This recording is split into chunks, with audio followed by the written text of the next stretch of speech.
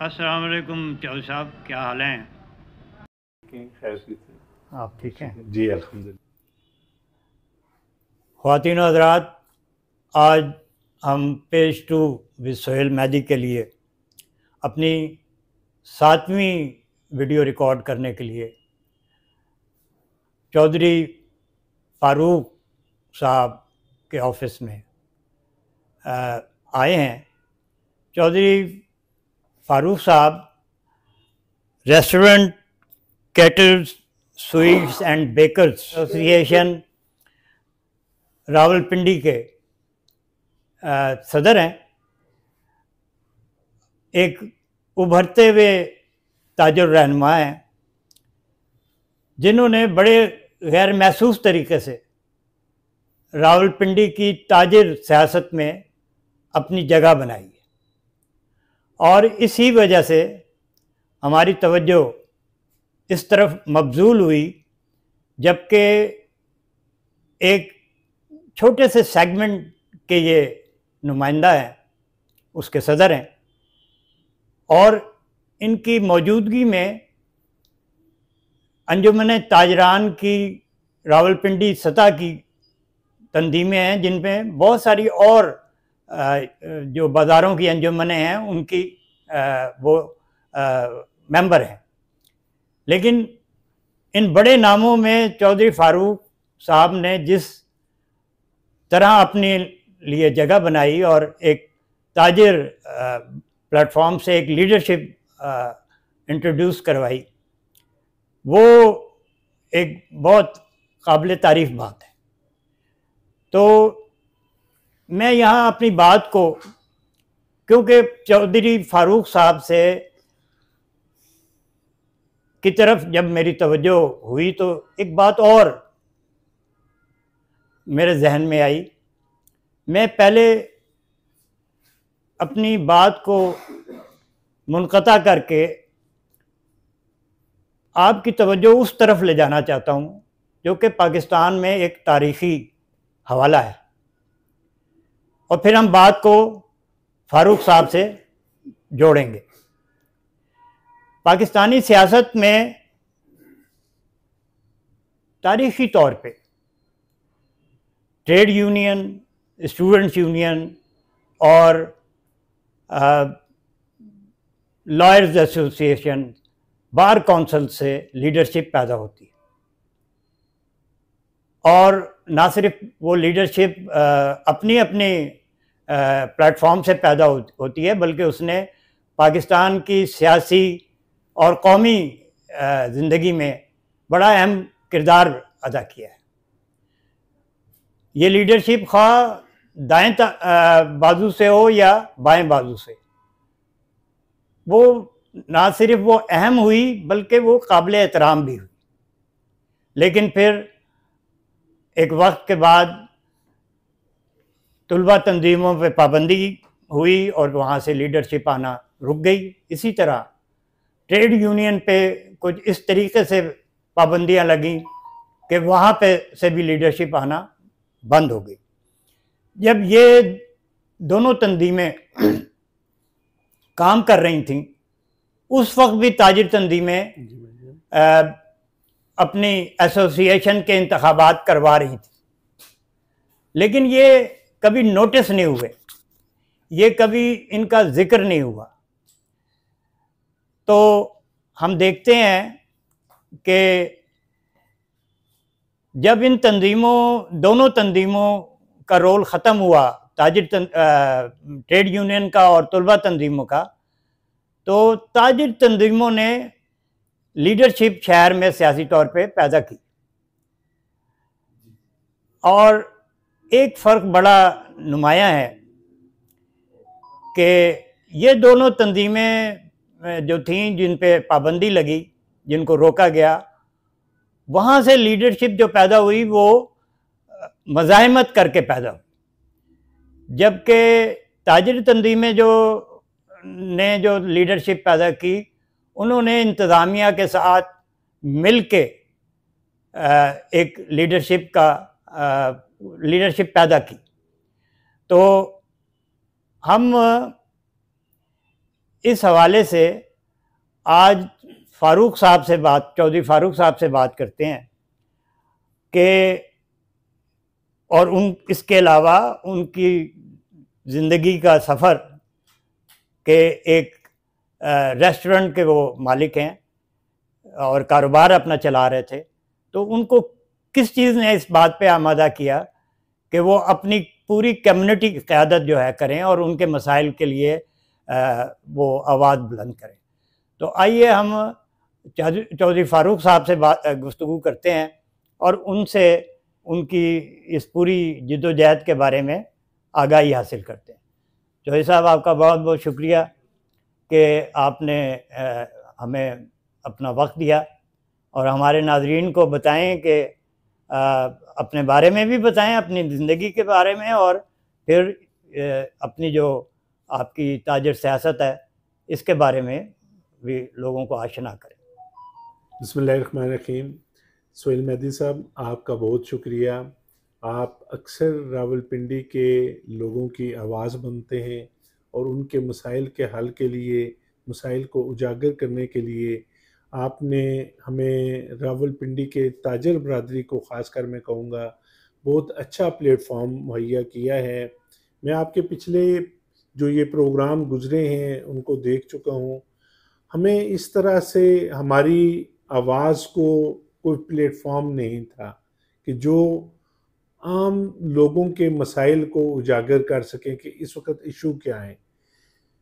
जो अभी वक्त चल रहा है उस वक्त में जो छोटा तबका है, जो दरमियाने तबके के लोग हैं, सफ़ेद पोश लोग हैं, चाहे वो कारोबारी लोग हैं या वो मुलाजमत पेशा हैं, इस वक्त वो बड़ी परेशानी का शिकार हैं क्योंकि एक महंगाई का तूफ़ान है। इस महंगाई के तूफ़ान में छोटा दुकानदार अपने कारोबार को बहाल नहीं रख पा रहा। सफ़ेद पोश मुलाजमत पेशा जो लोग हमारे साथ मुंसलिक हैं वो अपने घर नहीं चला सकते। घर का किचन चलाना इस वक्त बड़ा मुश्किल हुआ है। तो मैं समझता हूँ कि ये जो काविश है, ये जो पेज 2 है, अक्सर हम अखबारात के कुछ टाइम पहले के चले जाएं तो अपने मसले मसाइल के जब उठाते थे तो उसमें सारी चीज़ें आ जाती थी। आज हम देख रहे हैं कि उस पेज 2 के में जो लोगों के मसाइल के लिए था वो इश्तिहारात की जीनत बन गया है। वो शायद अब कमाई का ज़रिया बनाने के लिए किया है या जो भी है। इसी तरह आपने ताजर बरादरी की बात की, मेरी कम्युनिटी की बात की, तो मैं टोकता हूँ आपको किस चीज़ ने अपनी रेस्टोरेंट से उठा के अपनी बरादरी की नुमाइंदगी और उनके मसाइल को हल करने की तरफ आमादा किया? जी, मैं उसी पे ही आ रहा हूँ कि हमारा जो ये फूड का काम है, हमारे एक किस्म के ये जो दरमियाने तबके के रेस्टोरेंट हैं या लोअर तबके के हैं, इवन उसमें अच्छा काम करने वाले भी, मैं इनको दूसरी तरफ कहूँगा कि अक्सर हमारे ऐसे लोग हैं जो इसे लंगर खाने के तौर पे भी इस्तेमाल कर रहे हैं। आम लोगों, सिर्फ कमाई का ज़रिया ही नहीं, आम लोगों के मसले मसाइल हल करने के लिए भी है। हमारे जो ये कम्युनिटी थी, हमारा जो ये पेशा है, इसके ऊपर बहुत सारे मसाइल थे। कोरोना में हमने देखा कि हमें बिल्कुल मुकम्मल बंद कर दिया गया। बाकी अगर किसी ने कोई बंद भी किया तो कोई शटर उठा के काम कर रहा है या कैसे कर रहा है, लेकिन हम मुकम्मल तौर पे बंद हो गए। जब हम बंद हो गए तो हमारे साथ हमें उस दिन अंदाज़ा हुआ कि पाकिस्तान के कितने लोग हैं जिनको हम रोज़गार दे रहे हैं। तो वो हज़ारों नहीं थे, वो लाखों नहीं थे, बल्कि करोड़ों लोग थे। हमें फिर अंदाज़ा हुआ कि ये जो फूड सेक्टर है, इसके साथ हॉस्पिटैलिटी जो है, इसके साथ कितने लोग मुंसलिक हैं, कितने लोगों का रोज़गार है। फिर हमें जहाँ पे बहुत सारे मसाइल थे, एक तो हमें हमारे पेशे के एतबार से इज़्ज़त नहीं थी दी जा रही। कोई महकमा आता था चेकिंग वाले का, तो होटल वाले से अक्सर हमने देखा कि खाना खाया तो उसको उसकी पूरी चीज़ अदा ना की, बिल ना अदा किया, उसे कुछ चीज़ पैसे मिल गए। हमने उन लोगों को ये बावर करवाया कि हम ये जो चीज़ें कर रहे हैं, हमारे अखराजात हैं, हमारी चीज़ें हैं, हमें सरवाइव करना भी मुश्किल है। पहले वक्तों में ये होता था कि सस्ताई थी तो उसमें फ़ायदा था। अब जो टाइम चल रहा है, मुश्किलात महंगाई का इतना मुश्किल दौर है कहलाए। कि हम सुबह जो ख़रीदारी करके चीज़ें लाते हैं, अक्सर हम रात को देखते हैं कि हम उसे पूरा नहीं कर पाते। हमारे यूटिलिटी बिल्स हैं वो पूरे नहीं होते। हमारे जो लेसन्स की फीसें हमें हमारे ऊपर 10 किस्म की डाल दी गई हैं, हम उनको नहीं पूरा कर पा रहे। टैक्स में सबसे ज़्यादा, आप पाकिस्तान में रिकॉर्ड उठा के देखें तो सबसे ज़्यादा टैक्स हम फूड के कारोबार से मुंसलिक लोग दे रहे हैं, लेकिन हमारे साथ उस तरह से वो चीज़ नहीं है। हमें वो टैक्स पेयर को जो इज्जत देनी चाहिए वो नहीं दी जा रही। मैं इस तरफ आता हूँ। पहले आप मुझे और हमारे नाजरीन को ये बताएं कि आपने इस तंजीम पे इब्तिदा कैसे? हाँ जी, हमारे जो कोरोना का वक्त आया उसमें हमारे साथ ये इश्यूज आए कि कोरोना में हमारे कारोबार को मुकम्मल बंद कर दिया गया। उसमें बेशुमार लोग हमारे जो कारोबारी थे वो अपनी दुकानें जारी न रख सके। उस वक़्त हमारी एक जो हम फूड के कारोबार से मुंसलिक लोग थे, हमने आपस में एक मीटिंग की और उसमें हमने देखा कि हमारे साथ ये मसाइल क्यों हैं। तो हमने उस वक़्त इस चीज़ का हमें अंदाज़ा हुआ कि ट्रेड यूनियन, बाकी यूनियन, कोई शोर शराबा चल रहा था, हमारी तरफ कोई ऐसी चीज़ नहीं थी, हर एक अपने अपने उसमें लगा था। उस वक़्त जाके हमें ये अंदाज़ा हुआ कि हमारी एसोसिएशन ना होने की वजह से हमें मुकम्मल तौर पे बंद कर दिया गया है। ये चीज़ हमने अपने लोगों को बावर करवाई। उसके बाद हमने इसके ऊपर एक मीटिंग करके हमने फौरी अपनी जो एसोसिएशन थी वो बनाने का ऐलान किया। चंद लोगों से हमने वो काम स्टार्ट किया और कोरोना के जो 100 दिन पहले थे उसमें हमने 15वें दिन, कोरोना स्टार्ट हुए 15वें दिन हमने एक मीटिंग कर ली। मीटिंग करके हमने इस चीज़ के लिए कि हमें अपनी एसोसिएशन बनानी है, उसमें हम शहर के मुख्तलिफ लोग थे, जिसमें मैं अगर उनके नाम ना लूँ तो मेरे ख्याल है ज़्यादती होगी, जिसमें यहाँ हमारे साईं जी मुर्ग पुलाव के ऑनर हैं साईं इजाज़ मलिक साहब, उन्होंने इस काम के लिए लोगों को इकट्ठा किया। इसी तरह हमारे जो अब एसोसिएशन के चेयरमैन हैं मुमताज़ अहमद साहब, उन्होंने इसी तरह राब्ते किए। चौधरी मोहम्मद नईम साहब सेवर मुमताज़ साहब का क्या है? मुमताज़ साहब का रेस्टोरेंट है जी कमर्शियल मार्केट में, दी रिफ्रेशमेंट सेंटर के नाम से।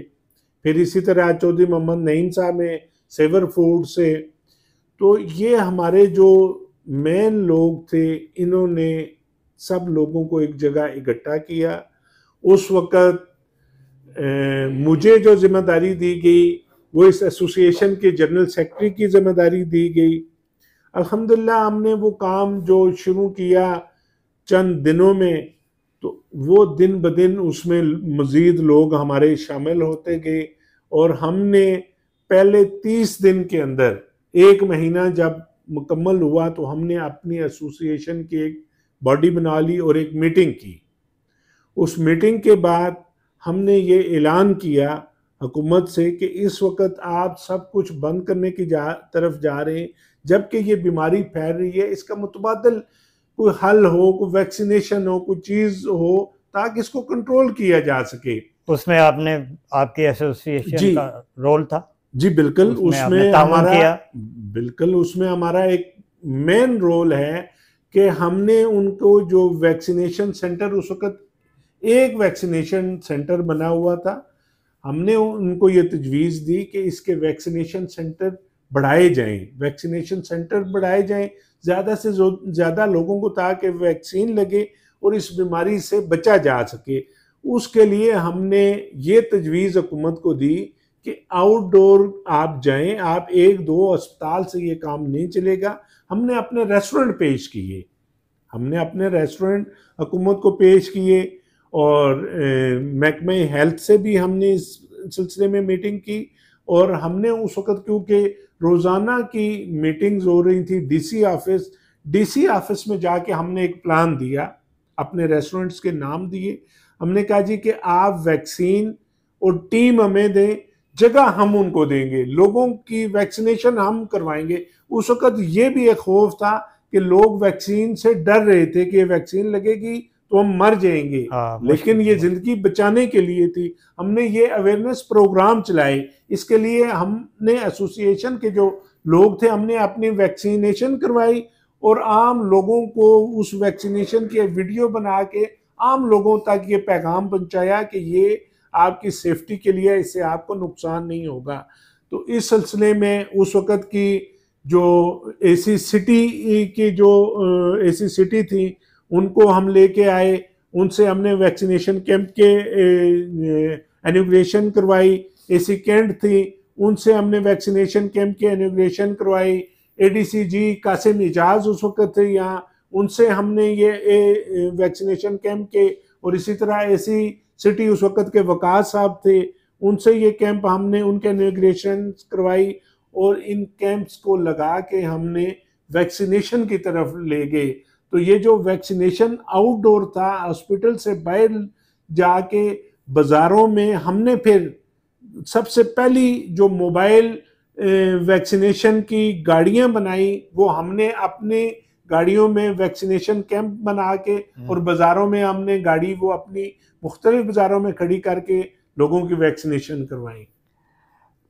ये तो और वहाँ से ये काम जब हमने शुरू किया तो उस वक़्त जब हमने पाकिस्तान के हज़ारों ने, लाखों ने, करोड़ों लोगों को बेरोज़गार होते हुए जब हमने देखा, तो उनके रोज़गार बचाने के लिए फिर हमने जो उस वक़्त की एनसीओसी में हमने अपनी एप्लीकेशंस भेजी, उनसे मीटिंग्स का टाइम मांगा, हुकूमत को हमने ख़त लिखे।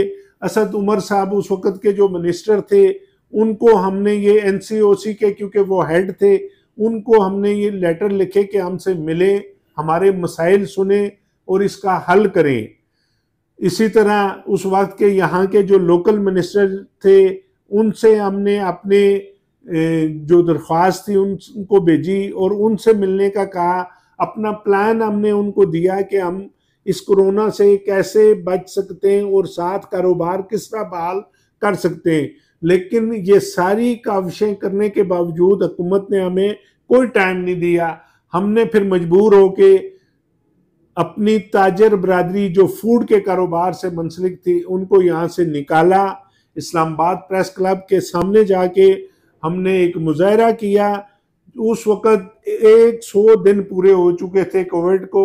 उस मुजाहरे में जब हमने चीखों पुकार की तो हुकूमत को पता चला कि ये भी कोई लोग हैं, ताजर बरादरी है, इनके कोई मसले मसाइल हैं। तो उस मुजाहरे के बाद हुकूमत ने बात सुनी, जबकि पहले हम जब चीख चीख के कहते रहे, उन्होंने ना हमारे वैक्सीनेशन कैंप देखे, ना उन्होंने करोड़ों लोगों के बेरोजगार होते हुए उस मसले को देखा। लेकिन जब हमने शहर इक़्तिदार में जाके एहतजाज किया तो तब जाके उन्होंने हमारी बात को फिर सुना। उसके बाद एनसीओसी में हमारी जो तजावीज़ थी, हमने उस वक़्त उनको ये तजावीज़ दी थी कि आउटडोर डाइनिंग को खोल दिया जाए, कार डाइनिंग को खोल दिया जाए, रूफ टॉप डाइनिंग जिन रेस्टोरेंट्स के ऊपर या होटलों या दुकानों की छतों के ऊपर ओपन जगह है, वहाँ काम करने की जगह इजाज़त दी जाए, वो हमने इजाज़त दी। वो हुकूमत की तजवीज़ नहीं थी, हम रेस्टोरेंट एसोसिएशन की तजवीज़ थी। और मैं अगर ये कहूँ कि रावलपिंडी रेस्टोरेंट एसोसिएशन की वो तजवीज़ थी तो बिल्कुल पूरे मुल्क के रेस्टोरेंट के लोग इससे इत्फाक करेंगे कि वो हमारी तजवीज़ थी और उसके मुताबिक ही फिर काम करने। फिर एनसीओसी में जब उन्होंने मीटिंग की तो उन्होंने इस हमारी तजवीज़ को मान के इस काम को खोलने का आगाज़ किया। तो यकीनन आपने एक बड़ी स्ट्रगल की और उसकी वजह से फिर आपके इस प्लेटफॉर्म को पजीराई और तस्लीम किया गया। जी बिल्कुल, हमारे इस काम के बाद अहम वजह थी। जी अहम वजह थी। इसके बाद हमारी इस चीज़ को माना गया। हुकूमत लेवल तक भी कि हमने उस वक़्त पिंडी शहर के स्टार्ट में 18,000 लोगों की वैक्सीनेशन हमने अकेले करवाई। उसके बाद ये चीज़ जो हमारी रावलपिंडी की ज़िले इंतज़ामिया थी या जो हेल्थ डिपार्टमेंट था, उन सबको हमारी ये तजवीज़ अच्छी लगी, तो उन्होंने आउटडोर बाज़ारों में जाके मुख्तलिफ दुकानों में जाके वैक्सीनेशन कैंप कायम करने शुरू किए। अब उस वक्त आपका ओहदा जनरल सेक्रेटरी का था? जी, मेरा उसका जनरल सेक्रेटरी का ओहदा था। फिर अब क्या हुआ उसके बाद? आप सदर उसके बाद के तौर पे किस तरह जी आपकी पोजीशन जो है वो हमने जो वो काम था उस काम को उसी तरह से जारी रखा। फिर हमने ये नहीं देखा कि एक ही चीज़ है, हमें बहुत सारे ऐसे मसाइल थे। जी, ज़रा उन मसाइल। एक तो जो बेहतर फूड क्वालिटी है, हमारी सिर्फ यही चीज़ तजवीज़ नहीं थी। उसके बाद हमने बेशुमार रावलपिंडी के अंदर अपने जो फूड के कारोबार से मुंसलिक ताजर थे उनको अपग्रेड करने की तजावीज़ दी। अच्छा, इसमें एक सवाल मैं ले लें फिर। जी जी। आपकी इस फूड को इंडस्ट्री कहा जाता है? जी हाँ। आया इंडस्ट्री तस्लीम करते भी हैं कि नहीं? फूड इंडस्ट्री सिर्फ नाम की है, हमें इसकी कोई सहूलियात नहीं, अहम बात कोई सहूलत नहीं। हमने इसकी बेसिक पहली जो स्टार्ट की चीज़ें थी हम उस पे लोगों को लेके आए। हमने हुकूमत को, आपका मुतालबा क्या है इस हवाले से इंडस्ट्री को? मैं वही उसी पे आ रहा हूँ कि हमने पहले अपना काम किया कि इंडस्ट्री के हवाले से टैक्स नेट में हम अपने जो कम्युनिटी थी उनको ज़्यादा से ज़्यादा लेके आए, लोगों को उसके अंदर रजिस्टर्ड करवाया। आप अभी भी पिंडी का जो टैक्स है वो उठा के देख लें, बाकी बड़े शहर हैं लेकिन उनके बराबर पिंडी का जा रहा है। उसमें हमने आम लोगों को उसकी तरफ राग़िब किया कि टैक्स जितने ज़्यादा से ज़्यादा हम टैक्स नेट में जाएंगे इतने हमारी कल मुल्क को भी फ़ायदा होगा और हमारी आवाज़ भी सुनी जाएगी। लेकिन हमारी उस आवाज़ को नहीं सुना गया। गैस के जो टैरिफ है वो इंडस्ट्री के हवाले से हमें आज तक नहीं मिल सका, बल्कि हमारी गैस बंद कर दी गई। इसी तरह बिजली का जो हमारा टैरिफ है वो इंडस्ट्री का हमें नहीं दिया जा रहा, सिर्फ एक नाम है। इस वक्त सबसे ज़्यादा इंडस्ट्री के तौर पे भी अगर देखा जाए तो सबसे ज़्यादा पाकिस्तान के रिकॉर्ड उठा के देख लें कि पाकिस्तानी अवाम को रोज़गार हम फूड इंडस्ट्री मुहैया करते हैं, लेकिन हमें इंडस्ट्री का एक भी सहूलत नहीं दी गई। आज मैं आपके प्लेटफॉर्म से वज़ीर आज़म से भी ये मुतालबा करूँगा और आइंदा जो भी आने वाली हमारी मुंतखब हुकूमत होगी, सबका हुकूमतों से भी हम यही मुतालबा करते रहे कि हमें इंडस्ट्री का दर्जा दिया जाए और इंडस्ट्री के दर्जे की जो सहूलियात हैं वो हमें दी जाएं। हम इंशाल्लाह आपके साथ भरपूर तावन करेंगे। इस वक्त पिंडी शहर के अंदर ताजरों को टैक्स के नाम पे जाली और फर्जी एक उनकी वो आप कह लें कि उन्होंने खुद ही से लोगों के असेसमेंट कर ली हुई है। चीज़ तो वो होनी चाहिए कि ये टेबल के ऊपर अगर 10 पेपर हैं तो आपको पता है कि 10 पेपर हैं, उसी हिसाब से किया जाएगा। यहाँ हो क्या रहा है, यहाँ इस वक्त जो सेल टैक्स लिया जा रहा है वो यहाँ पे मेरे पास अगर 10 चेयर लगी हैं तो वो कहते हैं जी आपके पास 10 चेयर लगी हैं तो आपके पास शाम तक यहाँ 200 कस्टमर आता है, तो 200 कस्टमर में एक कस्टमर 1000 रुपये का खाना खा के जाता है। तो मेहदी साहब मुझे बताएं आजकल 1000 रुपये का एक अकेले आदमी कहाँ खाना खाता है? जी। और तो इस नाम पे मेरे रावलपिंडी के फूड के ताजरों को हरासा किया जा रहा है। जब आप किसी के गले के अंदर 1 लाख रुपए के नोटिस, शोकाज नोटिस डाल देते हैं तो वो सोच में पड़ जाता है कि ये मेरे साथ हुआ क्या, उसने कमाया कुछ नहीं। तो यहाँ ये हाल है कि मेरे छोटे रेस्टोरेंट को अरबों रुपए के PRA ने नोटिस, शोकाज नोटिस भेज दिए जिन्होंने कभी लाखों रुपए नहीं देखे। तो फिर अब आपकी इस तंजीम ने क्या लाया अमल सोचा है? कोई आप इस बारे में कोई? जी, हम इस बारे में हम चैम्बर में भी, रावलपिंडी चैम्बर ऑफ कॉमर्स में भी जाके मीटिंग कर चुके, पीआरए ऑफिस में भी जाके हम मीटिंग कर चुके। जिस तरह से हमने पहले कोरोना में हुकूमत को पहले बार बार कहा लेकिन बात नहीं सुनी गई, इसी तरह अब सेल टैक्स के हवाले से भी हमारी बात नहीं सुनी जा रही। हम कमिश्नर पीआरए को भी बुला के मीटिंग कर चुके और चैम्बर में भी कर चुके, उनके ऑफिस में भी जाके।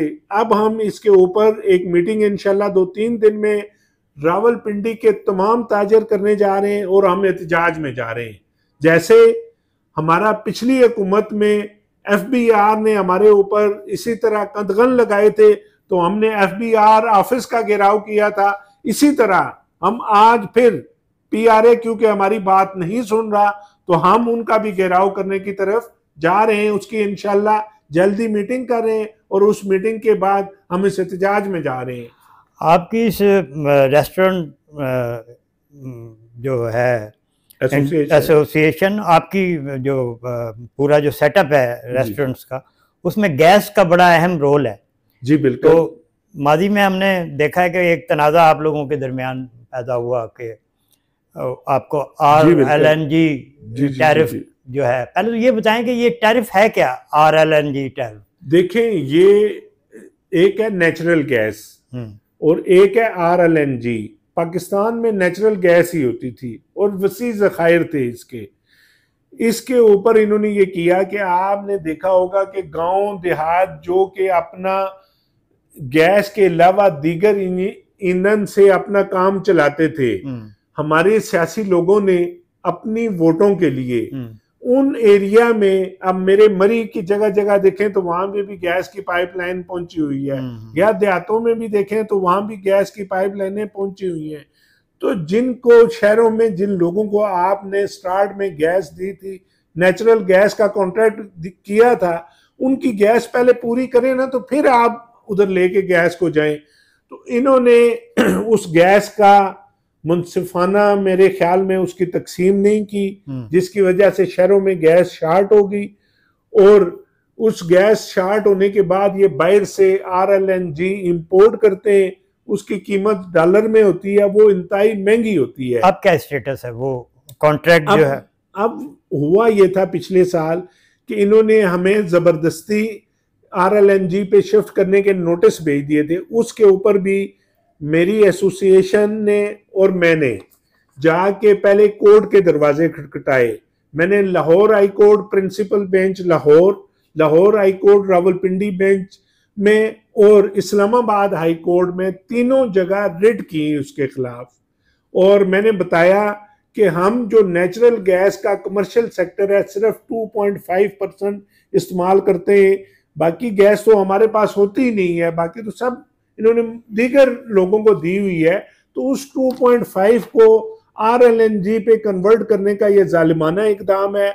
इसको कोर्ट ने माना, इसके खिलाफ ओगरा के खिलाफ कोर्ट ने फैसला दिया और ओगरा को पाबंद किया कि हमें सुना जाए, सुन के फैसला किया जाए। और अल्हम्दुलिल्लाह उस वक्त के जो मिनिस्टर थे मुसद्दक मलिक साहब, मैं उनको सल्यूट करता हूँ।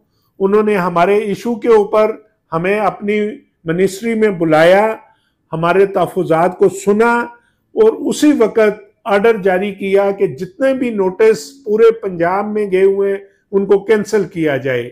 और ओगरा हमारे साथ बैठ के, जिनके नेचुरल कॉन्ट्रैक्ट है वो कोई कॉन्ट्रैक्ट नहीं खत्म होगा, उसी कॉन्ट्रैक्ट के मुताबिक हम गैस इस्तेमाल करेंगे और बिल देंगे। चले वो मसला हमारा वहां हल हो गया। हमने उसके लिए ओगरा ऑफिस जाके एहतजाज किए और मुख्तलिफ जगहों पे जाके एहतजाज किए, उसके बाद ही बात सुनी गई। आपका अब बुनियादी तौर पे जो इशू क्या है, आपका मुतालबा क्या है? जी, कि पॉलिसी, आप एक स्टेक होल्डर हैं जी, आपका मुतालबा क्या है कि हमें एक पॉलिसी बनाते वक्त हमें उसमें शामिल किया जाए? जी बिल्कुल, कोई भी पॉलिसी बनाई जाती है उसमें स्टेक होल्डर को शामिल करना चाहिए। या आपका असल झगड़ा ये है कि पॉलिसी को नाफिज किया जाए। देखें मेहदी साहब, मसला क्या क्योंकि है, पॉलिसी बन जाती है पाकिस्तान में, लेकिन वो नाफिज भी नहीं होती। मसला ये है कि स्टेक होल्डर को कोई भी पॉलिसी आप जब भी बनाते हैं तो उसके अंदर शामिल किया जाए। जब आप शामिल करके पॉलिसी बनाएंगे तो उस पे अमल दरामद हो जाएगा। जब आप ऐसी पॉलिसी बनाएंगे जिसमें स्टेक होल्डर को नहीं लेंगे तो कल वो उस पे कोई अमल दरामद नहीं हो सकेगा। जैसे कि अभी आपने एक इशू गैस का मुझसे डिस्कस किया, पिछले साल हम इस इशू में थे, आज फिर 8 नवंबर को एक नोटिफिकेशन इस निगरान हुकूमत ने किया है। इसने जो हमारी नेचुरल गैस का 1650 रुपये फी MMBTU कमर्शियल सेक्टर को मिलता था, उसमें इजाफा करके उसे 3900 रुपये फी MMBTU प्लस उसके ऊपर 18% सेल टैक्स लगेगा और 7% अदर टैक्स लगेगा, तो 25% उसके ऊपर टैक्स लगे वो 5000 रुपये के फी MMBTU बन जाएगी। तो वही काम जो कल मुंतखब हुकूमत RLNG में कन्वर्ट करके करने जा रही थी, वो काम इस निगरान हुकूमत ने कर दिया है। जैसे पिछली ये जो गर्मियां गुजरी हैं तो पूरे पाकिस्तान का ताजर बिलबिला उठा के वो बिजली के बिल अदा नहीं था कर सकता, वही काम इस वक्त गैस ओगरा महकमे ने और निगरान हुकूमत ने कर दिया है। आगे आप देख लें, दिसंबर में जब बिल आएंगे तो यही अवाम सारी बिलबिलाती हुई सड़कों पे होगी। इस वक्त सिर्फ हमारा कमर्शियल सेक्टर नहीं बल्कि जो डोमेस्टिक है उनके साथ भी यही काम है, उनको भी यही इश्यूज। जो आपके घर का बिल 300 रुपये होता था वो इस दफा दिसंबर में 6000 रुपये का आएगा। जो मेरा दुकानदार जिसका लाख रुपए का अगर बिल आता था तो वो इसका 5 लाख रुपए बिल होगा। आप ये कह रहे हैं कि आप आने वाले मसले को एंटिसिपेट कर रहे हैं, समझ रहे हैं। जी बिल्कुल। क्या आप आम आदमी का जो मसला है जो पैदा होने वाला है जी उसकी क़यादत करने के लिए तैयार हैं? जी बिल्कुल तैयार है। मैं तो रोजाना इसमें लोगों को ये पैगाम भी दे रहा हूँ, गैस के हवालों से लोगों को, कमर्शियल सेक्टर को ये पैगाम दे रहा हूँ कि आप अपना जो इस्तेमाल है वो कम से कम रखें। क्यों कि आपका जो बिल अगले माह आएगा, मैं आज बता रहा हूँ, आज मेहदी साहब क्या डेट है, 13 तारीख है, आज 13 नवंबर है, और मैं आपको आज बता रहा हूं कि दिसंबर में जो बिल गैस का आएगा वो मेरा दुकानदार पे करने के काबिल नहीं है। एक क्राइसिस पैदा होने जा रहा है, बहुत बड़ा क्राइसिस पैदा होने जा रहा है। और मैं इसमें तमाम सियासी पार्टियों को, मैं निगरान हुकूमत को और दीगर लोग जो हमारे हुकूमती लोग हैं उनको ये कहना चाहता हूं कि खुदारा इसके ऊपर नजर रखी जाए। हमने IMF की शराइत पूरी करनी है, हम अवाम आपका और हम कारोबारी तबका साथ देने के लिए तैयार हैं, लेकिन उतना बोझ डालें जो हम लोग उठा सकें, उतना बोझ ना डालें जो कल हम उठा ना सकें। हम लोगों को ये चीज आज बार बार कह रहे हैं कि यार अपने टैक्स नेट बढ़ाएं, उसमें लोगों को ज्यादा से ज्यादा शामिल करें, इसमें टैक्स के आसान तरीकाकार बनाएं कि ताकि लोग इसमें ज्यादा से ज्यादा शामिल हों और ये IMF से हमारी जान छूटे, इन मुश्किलात से हमारी जान छूटे और आसान टैक्स नेट जो टैक्स का तरीकाकार है। मेहदी साहब ये बड़ी एक इम्पॉर्टेंट बात है, आम पाकिस्तानी की, आम ताजिर की आवाज है कि टैक्स के निज़ाम को आसान किया जाए।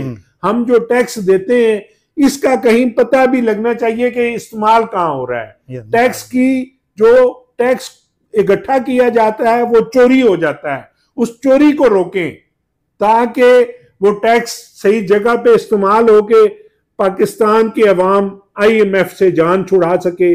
ये मेरा आज का पैगाम है। इसके लिए हमें गारंटी दी जाए ताजरों को कि हमारा टैक्स चोरी नहीं होगा। आप जितने % ज्यादा टैक्स कहेंगे मैं अपनी पूरी ताजर बरादरी को इसके लिए तैयार करूंगा, हम इसमें शामिल होंगे, हम ये टैक्स नेट बढ़ा के देंगे, लेकिन इसमें चोरी दोष, धांधली और टैक्स नेट बढ़ाने के लिए ताजर को हरासा करने से ये मसला हल नहीं होगा। अच्छा, आप जो नुमाइंदगी कर रहे हैं वो रेस्टोरेंट के अलावा कैटरर्स और स्वीट्स एंड बेकर्स, और उनका भी ऑलमोस्ट इसी तरह के मसाइल हैं, यही मसला है। और वहाँ पे भी जो गैस का जो टैरिफ है और इसके अलावा और जो महकमे हैं जो उन पे दबाव रखते हैं जी, आया उनके बारे में भी कोई आप लोगों ने हिकमत अमली बनाई है कि जैसे आपने पहले कहा कि मुख्तलिफ शोबा जो महकमे थे वो लोग आके बैठ के खा पी के भी चले जाते थे और इस तरीके से एक इंसल्टिंग रवैया होता था, लेकिन असल में आप मैं यहाँ थोड़ा सा करेक्ट कर दूं, उसमें महकमे नहीं, महकमों के नाम लेके चंद एक काली भेड़ें, वो चंद एक काली भेड़ें जो गलत नाम इस्तेमाल करती थी, हमने उन लोगों को उन महकमों के हवाले किया और उनको बताया कि इन महकमों के नाम के लिए बदनामी का ये लोग बायस बनते कुछ अब फर्क पड़ा उससे? जी, बहुत फर्क पड़ा है। अब आप समझते हैं कि बेहतर जी, हालात हैं? अल्हम्दुलिल्लाह। आप फूड अथॉरिटी का आप ले लें तो बहुत अच्छा काम हो रहा है, वो हमें उसमें लेते हैं। आप फूड अथॉरिटी में चले जाएं, पूछ लें हमारा, वो आपको बताएंगे। अभी पीछे पंजाब फूड अथॉरिटी में पूरे पंजाब के लिए जो उनके हमारे वर्कर के मेडिकल होते हैं, उस मेडिकल को आउटसोर्स कर दिया गया था। हम यहाँ से लाहौर पंजाब फूड अथॉरिटी के हेड ऑफिस चले गए, डीजी साहब को हमने अपने तहफ़्फ़ुज़ात से आगाह किया। हमने कहा जी प्राइवेट लैब में हम ये टेस्ट किसी सूरत नहीं कराएंगे। एक तो ये जो पैसा है ये हम चाहते हैं कि फूड अथॉरिटी के अपने पास रहे, इससे कोई बेहतर काम फूड अथॉरिटी कर सके। आप उनको उनका काम बताने गए थे? जी बिल्कुल, हम उनको उनका काम बताने गए थे।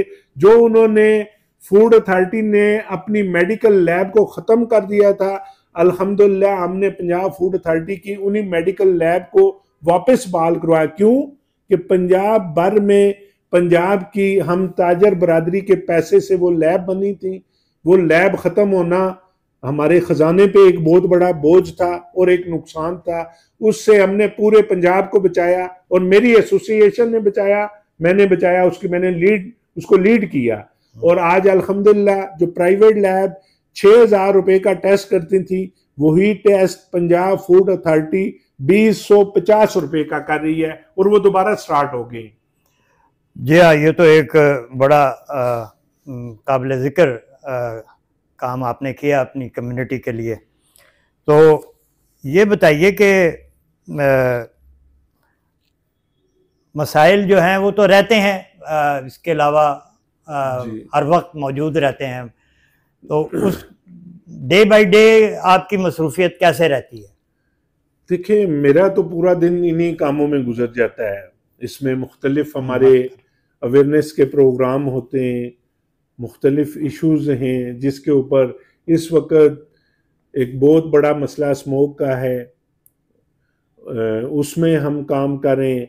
इस्लामाबाद में हमारे अभी एक इशू था इसी तरह जो हमारे सफाई का और कचरे का, उसमें हम जो महकमा है, हमारे जो रावलपिंडी चैम्बर ऑफ कॉमर्स के प्रेसिडेंट हैं साकिब रफ़ीक साहब, उनको चेयरमैन का ओहदा दिया गया। उसमें ताजर बरादरी बढ़ चढ़ कर हिस्सा ले रही है। आपने बाज़ार आम, मैं अगर आपको राजा बाज़ार की भी कहूँ तो आप पोजीशन देख लें, ये पिछले 1.5 महीने से आपको क्या वहाँ बेहतरी नज़र नहीं आई?